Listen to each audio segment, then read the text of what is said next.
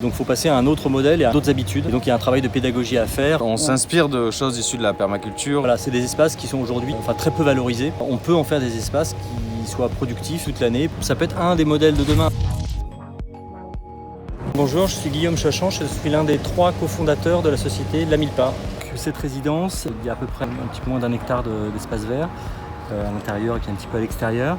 Et l'idée pour nous, c'est d'organiser des espaces verts différemment, c'est-à-dire au lieu d'avoir une pelouse tondue toute l'année de façon assez uniforme, on intègre à des espaces tels que des pelouses, des espaces de production maraîchère, comme celui que vous avez là. C'est nous qui l'entretenons. Et les habitants peuvent venir participer. Et la récolte se fait gratuitement par les habitants. Alors là, on a fait un petit panneau d'affichage. Donc normalement, on met chaque semaine qu'est-ce qu'il y a à récolter.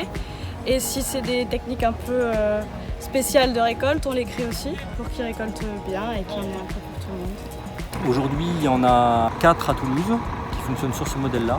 Bientôt, probablement 3 ou 4 encore dans la métropole.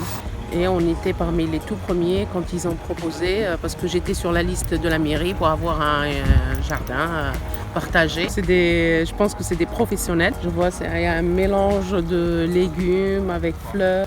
Donc ça s'est très très bien développé. Je vois qu'il est bien fait, quoi. C'est très bien. On s'inspire de choses issues de la permaculture, même du bio-intensif aussi, comme fait Jean-Martin Fortier au Canada, au Québec. Donc oui, on s'inspire d'un maximum de choses autour de nous. Parce que c'est aussi l'un des principes de la permaculture, c'est d'observer. Si vous terrassez tout un terrain pour y construire un jardin, c'est plus trop de la permaculture. Le but, c'est ça en fait, c'est d'avoir un sol vivant. À partir du moment où le sol est vivant, tous les éléments qui vont tomber dessus vont être dégradés, ça va ameublir, ça va couvrir, en fait ça va faire quelque chose qui est plus résistant, plus résilient même. Parce que l'idée c'était qu'on ne fasse pas de l'agriculture en ville mais que ça coûte 3 fois plus cher pour tout le monde, donc c'était pas l'idée. L'idée c'était de montrer qu'on peut faire entretenir des espaces verts différemment, sans que ça coûte plus cher.